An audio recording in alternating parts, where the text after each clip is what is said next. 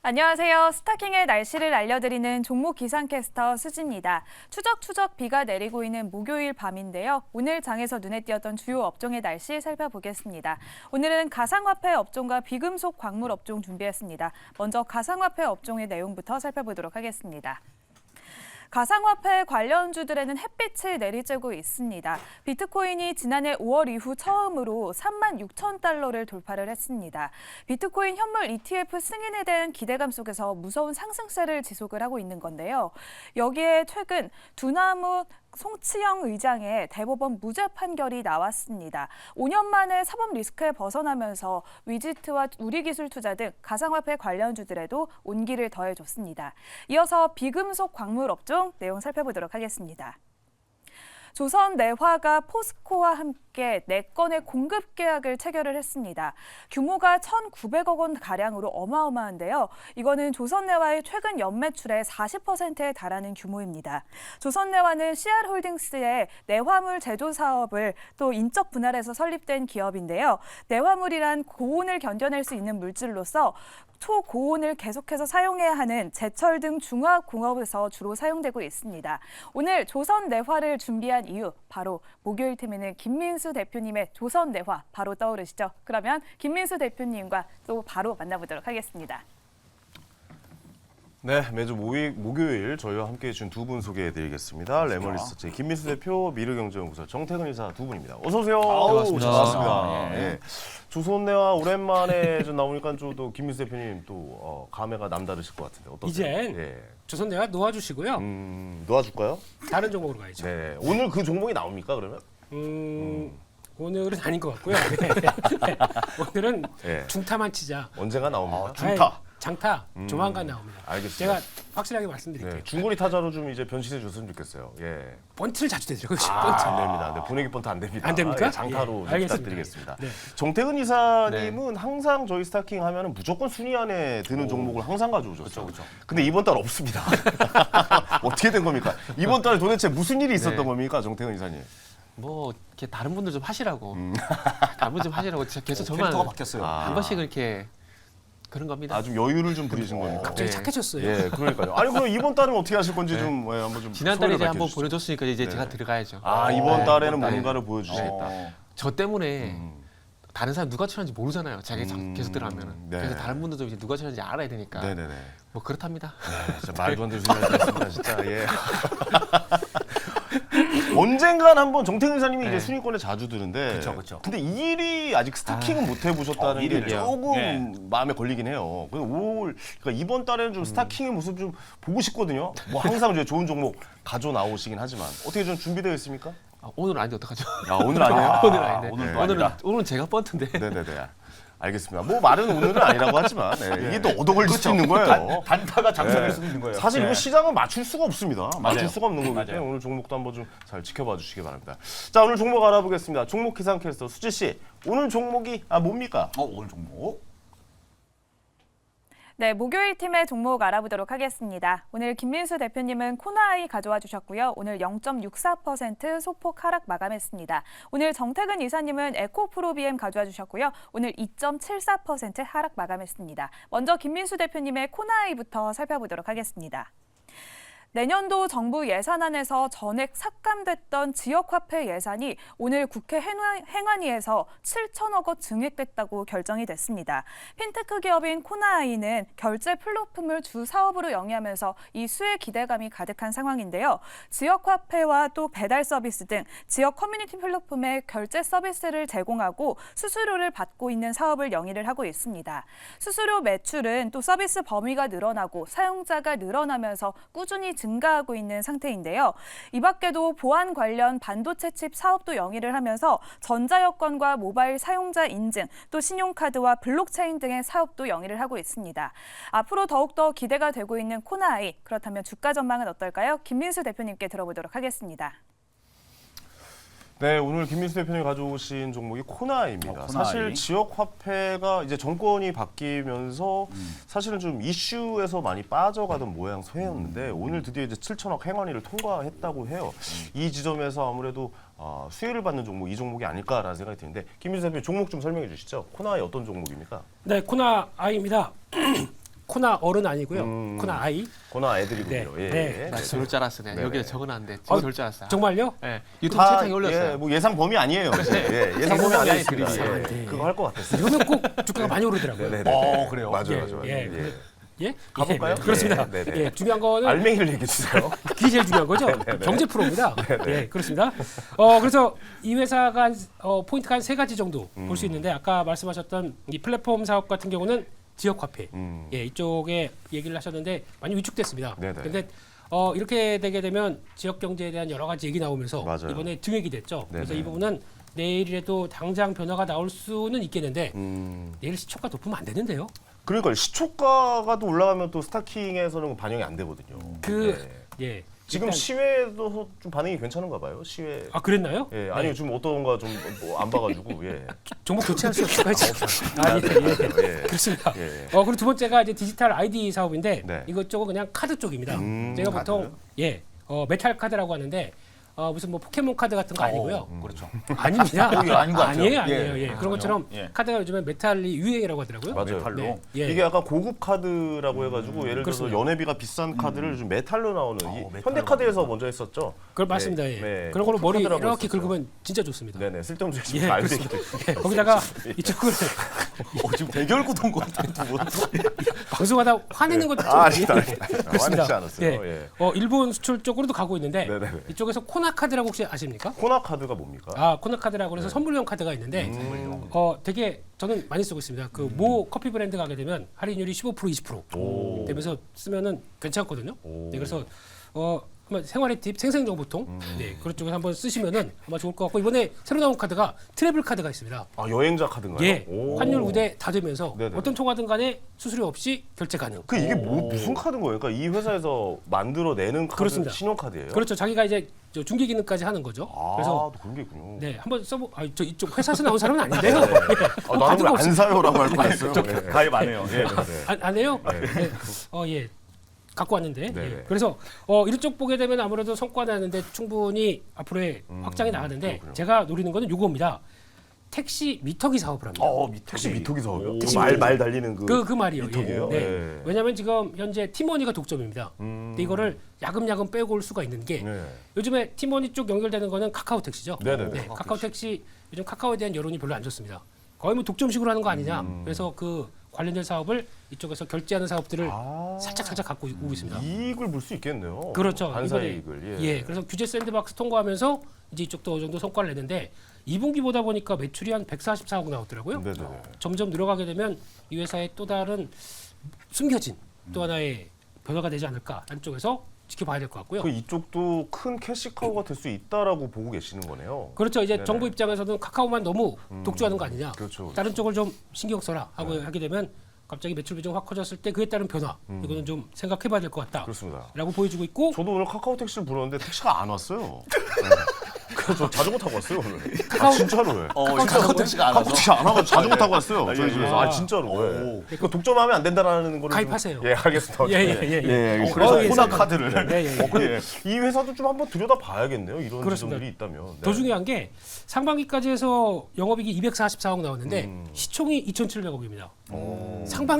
상반기가 244억인데요. 그러네요. 그러면은 한 4, 500억 수익 나오는데 너무 싼 거 아닐까? 시가총액이 좀 생각보다 적네요. 적습니다. 네네. 그래서 이렇게 되면 또 어제 작년 보니까 자사주 소각도 했거든요. 한 3.5% 하게 되면 그만큼 주주 가치에 그렇죠. 예. 그러니까 자사주를 매입한 거죠. 매입해가지고 이제 매입해서 소각을 한 소각했습니다. 거죠. 예. 예. 그렇게 그만큼 되- 회사에 돈이 많다라는 증거가 될 수가 있겠고요. 돈도 많고 네. 주주 가치를 그만큼 생각한다. 예, 이런 거는 자전거 사업도 할까요? 예, 네네. 그렇습니다. 자전거 사업. 네. 또 자전거 타고 왔다고 자전거 얘기 그렇습니다. 들으시는 예, 거예요? 예, 알겠습니다. 예. 계속 들어볼게요. 끝입니다. 네, 끝났습니다. 네, 예. 와 대박. 알겠습니다. 아 근데 저도 이제 괜찮은 게 뭐냐면 지역 화폐 이야기도 괜찮지만 마지막에 이야기하셨던 그 독점이었던 부분을 그렇죠. 이제 예. 다른 이제 회사에게도 이익을 좀 분배한다. 뭐 이런 개념이라면 확실히 좀 뭔가 이익을 얻을 수 있는 구조일 것 같다라고 생각이 드는데 네. 정태근 팀장님의 표정을 보니까 이사님의 표정을 보니까 벌써부터 불만인 것 같아서 한번 여쭤보도록 하겠습니다. 자, 이 종목 어떻게 네. 갈 것 같습니까? 안 갈 것 같습니까? 하나, 둘, 셋. X. 아, 역시 엑스맨. 네, 우리 스타킹의 엑스맨. 엑스맨. 항상 X만 드는 정태근 이사님. 예. 아니다 이 네. 종목 이렇게 말씀하셨어요. 왜 그렇습니까? 독점이 왜 무서울까요? 카카오가 독점을 만든 걸까요? 그 소비자들이 많이 써서 소비자들이 걱정이 된 거죠. 그건 소비자가 만든 거예요. 카카오 택시가 안 와요. 네네. 근데 카카오 택시를 계속 쓴 이유가 뭘까요? 제일 편리하죠. 그죠? 거기 예. 익숙해진 거예요. 그렇습니다. 브랜드 체인지라는 게 쉽지가 않아요. 그러면은 만약에 통신 한번 예를 들어볼게요. 지금 SKT, KT, LG가 있잖아요. 네네. 만약에 그런 식으로 브랜드 체인지가 쉬우면은 LG텔레콤이 1등 해야죠. 네. 못 하잖아요. LG 플러스 1등 해야죠. 네, LG텔레콤은 좀 몇 년 된 얘기라서. LG텔레콤. 그래도 MZ 세대라. 예. 저는 파워디지털 017이라고 하세요. MG라고요? 예, MZ입니다. 깜짝이야. 예, 80년생이니까 예? MZ시죠, MZ. 예, 대표님, MZ의 맏형. NG. 예, 예. 죄송합니다. 자, 더 말씀하시죠. 네. 예. 그러니까 브랜드 체인지라는 게 정말 쉬운 건 아니거든요. 음. 그렇기 때문에 코나이가 만약에 브랜드 체인지를 많이 해가지고 하게 된다면 제가 틀린 거지만 지금까지 경험상 바꾸기 쉽지 않아요. 아이폰 쓰시는 분들 아이폰 익숙해서 계속 쓸 수밖에 없고 네네. 갤럭시는 계속 갤럭시 쓰는 거거든요. SK 쓰신 분들 계속 쓰고요. 죄송한데요. 네. 핵심이 그게 아니고요. 네. 결제 쪽입니다. 카카오 기다리세요. 그건 두 번째예요. 예. 두 번째. 자, 들어볼게요. 네, 예. 가십시오. 브랜드 체인지가 쉽지가 않거든요. 그리고 결제 플랫폼 같은 경우는 옛날에 언제 한번 이렇게 시세가 강했었냐면은 2010 아니다. 잠시만요. KG 모빌리언스가 이게 잠시만요. 저기요. 연다 지금 깜짝이야. 여기 뭐 깜짝이 좀 느려요. 네, 그리고 인터넷 찬스 쓰시면 안 돼요. 생각났어요. 지금. 생각났어요. 네네네. 2012년도에 2012년. 저 너무 오래돼가지고 기억이 더듬느라고. 음. 2012년도에 그때 당시에 이제 결제 플랫폼 나오게 되면서 KG 모빌리언스, KG 이니시스 뭐 이런 것들 그때 시장에 난리 다 있었- 다날부터 그죠? 시작해가지고 그죠, 다날 난리 났었죠. 났었잖아요. 예. 그거 왜 다른 걸 하라는 겁니다. 시장에서 원하는 건. 음. 그때 충분히 시세가 많이 낮고 주가도 많이 올라갔었고 그때 속도표잖아요. 주가가 제일 좋았죠. 그렇죠. 예, 예. 그리고 나서 다날도 결제 플랫폼 말고 뭐 합니까? 가상화폐 하잖아요. 코나에도 결제 플랫폼하고 지역 상품권 나중에 오늘 상품 있으면 좀 주세요. 제 어머님을 갖다 드리게. 그런 거 이미 다 지나갔어요. 새로운 플랫폼이 아니잖아요. 그렇기 때문에 주가가 말을 해주잖아요. 그거 안 움직이고 있잖아요. 정말 착하게 바닥에 누워 있잖아요. 좀 횡보 중이죠. 네, 예. 바닥에 누워 있잖아요. 네네. 김인수 대표님 보는 것 같아요. 바닥에 누워 계시잖아요. 알겠습니다. 뭔 소리인지 정리가 안 되겠어요. 네, 누워 계신다라고 표현을 예, 해주죠. 지금 앉아 계시는데. 예. 근데 차트를 보면 확실히 뭐랄까 좀 새로운 뭔가를 시도한다기보다는 그러니까 정태근 이사님의 말은 그건 것 같아요. 그러니까 새로운 뭔가가 나와야 되는데 지금 계속 예전에 있었던 거를 다시 그냥 뭔가 지금의 이익을 약간 얻을 수 있는 그 정도다. 그러니까 주가가 올라가려면 완전 새로운 뭐 플랫폼을 좀 제공을 해야 되고 제시를 해줘야 되는데 지금 상황을 봤을 때는 그냥 예전에 있었던 그 반사이익이나 좀 얻는 것뿐이다. 지역 화폐도 예전 거고 다 나오는 게 다 예전 거다. 뭐 이런 말인 것 같은데 여기에 김민수 대표님 반박 한마디 해주시죠. 반박을 뭐 그렇게 구체적으로 할 필요는 없겠고요. 네네네. 이 사업을 잘 모르시니까 그냥 어디 둘러서 인터넷 찬스 써가지고 KG 모빌리티 갖고 와서 이렇게 하시는 것 같은데 예, 그 회사의 실적과 이 회사의 실적은 다르다. 예, 천차만별이죠. 그렇기 때문에 아마 코나카드 써보시면 알 겁니다. 왜 이 회사가 그렇게 돈을 버는지 그렇게 되면은 그에 따른 변화 봤을 때 또 이제 이런 회사들 같은 경우는 금리가 올라갈수록 네네. 수익이 많이 납니다. 아 그렇군요. 선물용 카드다 보니까 갖고 있고 거기다 나머지 자금 금리가 올라가고. 선불용 카드군요. 그렇죠. 오. 네, 그렇기 때문에 그런 구조 보게 되면 실적 대비해서 시장에서 잘 못 알아주는 종목이라고 생각 들고 있고 그냥 네네. 이게 무슨 누구 관련주, 정치 테마주 쪽으로 많이 엮였었어요. 요즘에 그랬었어요. 예. 예, 그러다 보니까 그런 현상도 있는데 그거 제거하고 실적만 보게 돼도 큰 무리는 없을 것 같습니다. 네네. 차트도 한번 좀 봐주셨으면 좋겠어요. 사실 좀 주가가 예전에 많이 올랐다가 네. 좀 떨어지면서 계속 좀 옆으로 횡보하는 거 아닌가라는 생각도 좀 들기도 하거든요. 요 근래 한번 좀 급등했던 적이 있긴 했는데 그래도 좀 가격 면에 있어서 좀 메리트가 있는 겁니까? 어떻게 보고 계십니까? 예, 제가 번트를 이유를 댄 거는 이런 차트에서 마음에 듭니다. 차트 네네. 패턴은 마음에 드는데 언제 올라갈지 모르겠어요. 아, 그래서 11월 달에 올라가기는 좀 어려울 수도 있겠다. 하지만 가치 있는 종목이니까 갖고 계시면 언젠간 돈이 된다. 그렇군요. 안쪽에서 예, 일단 출루를 먼저 목표로 하는 거군요. 그러면 출루를 시켜놓고 한번 지켜보자. 약간 이런 개념입니까? 룰루인데요. 네. 룰루. 룰루라고요? 예, 예. 죄송합니다. 밑도 끝도 없네요. 죄송합니다. 네, 알겠습니다. 언제가 터진다. 예. 언제가 터진다. 룰루처럼. 예, 좋으네요. 예. 아, 출루가 아니라 룰루. 룰루? 예. 룰루. 그렇죠. 예, 알겠습니다. 네, 목표가는 지난 고점대 묵은 정도를 잡았고요. 네. 23,000원 정도 잡고 손절가는 17,500원으로 말씀드리겠습니다. 네, 알겠습니다. 자, 목표가 23,000원, 손절가 17,500원 말씀해 예, 예, 예. 주셨습니다. 자, 이 종목 마음에 준비 되셨습니까? 예, 저 준비됐습니다. 자, 이제 결정 내려주시기 바랍니다. 예. 자, 하나, 둘, 셋, 매수. 아, 예. 전 매수하도록 하겠습니다. 예. 아까 선불용 카드 이야기 좀 해주셨는데 예. 저도 이 카드 한번 좀 써보고 싶다는 생각이 들어요. 왜냐하면 좀 아까 말씀하셨듯이 할인율도 굉장히 좀 높고 저도 이렇게 선불 카드는 써본 적이 없거든요. 먼저 거의. 돈을 내고서 쓰는 카드는 그렇죠. 뭐 써본 적이 없으니까. 누구에게 네. 선물을 하거나 그런 적은 있어도 직접 써보지는 않았는데 한번 들어가서 볼만한 충분한 이유가 있다. 그리고 아까 말씀하셨던 뭐 카카오 쪽에 뭐 반사 이익을 또 얻을 수 있다. 그렇죠. 이런 지점에서 한 번 정도는 11월 안에 튀어 오르지 않을까? 뭐 그런 생각도 해서 제포트에 올려서 한 달 동안 수익률을 지켜보도록 하겠습니다. 자, 이제 다음 종목 알아보겠습니다. 다음 종목 뭡니까? 종목 기상캐스터 수지 씨. 네, 이번 종목은 정태근 이사님의 에코프로 BM입니다. 공매도 금지로 인해서 온탕과 냉탕을 오가고 있는 2차 전지 주인데요. 그중 대표 관련주로 꼽히고 있는 에코프로 BM입니다. 하지만 골드만삭스는 에코프로 BM이 현재 주가보다 절반 이하의 목표 주가를 제시를 했고요. 국내 증권사들도 일제히 에코프로 BM에 대해서 목표 주가를 내리고 있는 상황입니다. 4분기에도 경영 환경은 어려울 것이란 전망이 나오고 있는 건데요. 하지만 에코프로는 인도네시아에 추가 투자를 결정했고 시장의 관심 역시 에코프로의 세 번째 자회사 에코프로 머티리얼즈로 지금 시장의 관심이 옮겨지고 있습니다. IPO가 진행되고 있는 만큼 기대를 걸어보기도 하는데요. 급하게 올랐던 만큼 열기가 또 빠르게 식기도 했습니다. 에코프로 BM 추가 상승이 가능할까요? 정태근 이사님께 들어보도록 하겠습니다.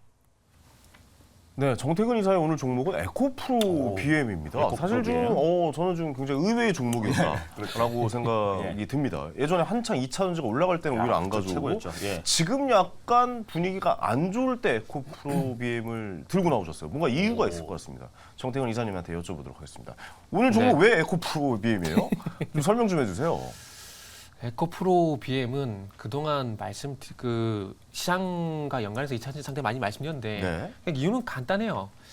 그 시장이 하락할 때 하락을 주도했던 섹터가 2차 전지고 네. 그 중심에 에코프로 BM, 에코프로가 있었거든요. 그렇죠. 근데 저는 개인적으로 시장이 돌아섰다라고 생각을 해요. 이게 기술적 반등이라고 하더라도 그러면은 시장이 하락할 때 이끌었던 섹터가 당연히 반등 나오게 되면은 또 상승 쪽으로 이끈다라고 보시면 네. 될 것 같아요. 그리고 공매도 이슈는 뭐 월요일 날 좀 오버된 부분들이 있거든요. 이건 어차피 오버슈팅 됐죠. 네, 이건 네. 단기적 이슈로 보시면 돼요. 환매수가 뭐 지속적으로 계속 들어오는 건 아니고 단발성입니다. 단발성인데 잠깐 약간 오버가 되다 보니까 좀 쉬어가는 부분들이 있거든요. 그렇기 때문에 요거는 업황이라든지 펀더멘탈 그런 거 보지 마시고 시장이 어쨌든 돌아섰기 때문에 이 돌아서는 국면 속에서 기술적 반등 측면에서 한번 보시라는 말씀 좀 드려보고 싶어요. 이게 네네네. 첫 번째 아이디어입니다.